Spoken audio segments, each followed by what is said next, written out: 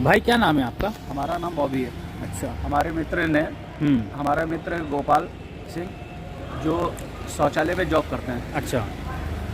उनका हमारे पास फ़ोन आया कि बॉबी भाई आप वहाँ पे चले जाइए। हाँ। वहाँ देखिए चौधरी साहब है ना, बंद हो गया जीआरपी में। कोई बैग एक चोरी हो गया।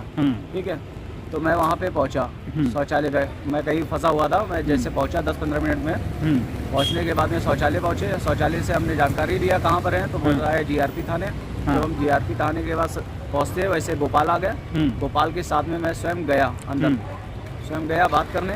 फिर हमने उनसे एक साहब थे जिनका नाम है पांडे साहब, इंस्पेक्टर साहब की शायद गाड़ी चलाते हैं। अच्छा। मुझे जानकारी जो प्राप्त हुई। उसके बाद फिर हमने उनसे बात किया कि भाई साहब क्या दिक्कत है क्या नहीं। तो बताया उन्होंने कि ये बैग चोरी का मामला है। तो बैग चोरी कर ले गए थे ये लोग। तो ये रिक्शा वाला ये बैठा है ज़मीन में और ये आपका वो। ठीक। तो हमने उनसे कहा कि भाई साहब कि क्या हुआ है बताइए। तो बताया ये पैसेंजर को है ना बैग लेके चले गए थे और जो लेके गया था वही लेके वापस करने थाने आ रहा है, जिसकी रिकॉर्डिंग उनके पास होगी। तो थाने पे काफ़ी स्टेशन पे कैमरे वैमरे लगे होते हैं, तो कहीं ना कहीं रिकॉर्डिंग होगी इसकी। फिर हम जब बात करने गए तो सुनने आया कि कैसे छूटेंगे। हमने बात किया तो फिर बताया कि 15,000 रुपया मांगा।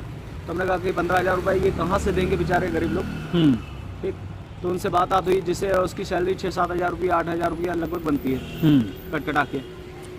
तो हमने कहा कि ये 15,000 रुपये कहाँ से भरेंगे ये लोग। तो वो तो बैटरी रिक्शा चलाता है, विकलांग भी है। फिर हमने उनसे बात किया भाई साहब ये नहीं हो पाएगा, गरीब लोग हैं, बताइए क्या करें। 15,000 रुपये किसने मांगा था? तो वो एक इसमें थे पाड़े जी थे। अच्छा। तो और हमने उनसे ये भी कहा कि भाई ये शौचालय में देखिए लिखा रहता है कि अपने सामान की सुरक्षा स्वयं करें। और अंदर शौचालय में अंदर भी हमने कीलें लगा के रखी है कि कील पे अपना बैग है अपना टांग लीजिए। और सबको बताते भी हैं कि अंदर वो लगी है, कील लगी है, अंदर आप है ना टांग लीजिए भैया। तो आप यात्री मानते नहीं है और मिसअंडरस्टैंडिंग हो जाती है, कोई भी किसी का बैग उठा ले जा सकता है। ठीक। तो काफ़ी बार ऐसी भी बात है, हमारे शौचालय में जो लड़के हैं वो सब बताते भी हैं लोगों को, लेकिन आप भी नहीं मानता है कहीं कहीं, और कहीं ना कहीं ऐसी घटनाएं होती रहती हैं। और सब समझाने के बावजूद भी है। उन्होंने फिर ये बात हुई कि भैया ऐसा है कि 4,000 की बात आई, 15,000 से 4,000 पे बात आई।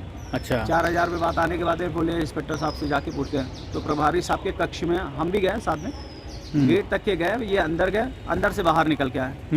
फिर ये वो रिक्शे वाले लोगों के पास में पहुंचे, कुछ बात किए, फिर ये अंदर गए। कौन गया था? वो पाड़े साहब लंबे से थे, एक सिविल खास है या जो भी हो, गाड़ी चलाते हैं। हमें को सूचना मिली लोगों से कि गाड़ी चलाते हैं इंस्पेक्टर साहब की। अच्छा। फिर वो अंदर गए, फिर दोबारा निकल के आए। फिर उन्होंने कहा कि ऐसा है। हमने कहा कि देखिए वो रिक्शा वाला है तो भाई हम उसका पैसा तो देंगे नहीं, हमारा क्लाइंट ये चौधरी साहब है।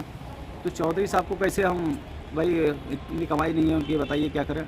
तो फिर ये हुआ कि 2,000 रुपया दे दीजिएगा। तो हमने कहा 2,000 रुपया नहीं दे पाएंगे हम, पैसा है नहीं। और उसका है ना 2-3 दिन की तनख्वाह समझ लीजिए हो जाएगी। तो उनको 1,000 रुपया हमने दिया। अच्छा। हाँ। किनको दिया हाथ में? हमने उनको दिया पांडे साहब को। अच्छा। लंबे रेस में थे, उनको दिया। तो ये कहाँ पे तैनात है? ये जीआरपी थाने लखनऊ में। अच्छा। और उनके साथ एक मौर्या साहब भी थे। अच्छा। हाँ। उन्होंने भी कहा कि आप पुलिस को मतलब नहीं समझ रहे हैं ना, पुलिस है ना गांजा रख के है ना बंद करवा सकती है, बेच सकती है, स्मैक में बेच सकती है। और दूसरी बात ये आप गाड़ी लेके आते हो, खड़ी कर देते हो। तो हमने कहा जहाँ पार्किंग में लगाते हैं तो हमारे पास पर्ची मिलती है। और जब अगर कहीं भी खड़ी कर दिया तो कहीं जाते तो पुलिस के बाद, हम क्या भाई जब भी चोरी हो जाएगी पुलिस के पास जाएगा, पुलिस को ढूंढ के थोड़ी दे देती है। तो फिर आपने कितना पैसा दिया अभी तक? अभी तक के हमने 1,000 रुपया उनको दिया। अच्छा। 1,000 लिया और उन्होंने कहा कि 500 रुपया और मांग रहे थे। तो हमने कहा कि देखिए अभी है नहीं, सुबह का समय है, इसलिए शाम को अपना ले लीजिएगा, देख लीजिए भाई साहब।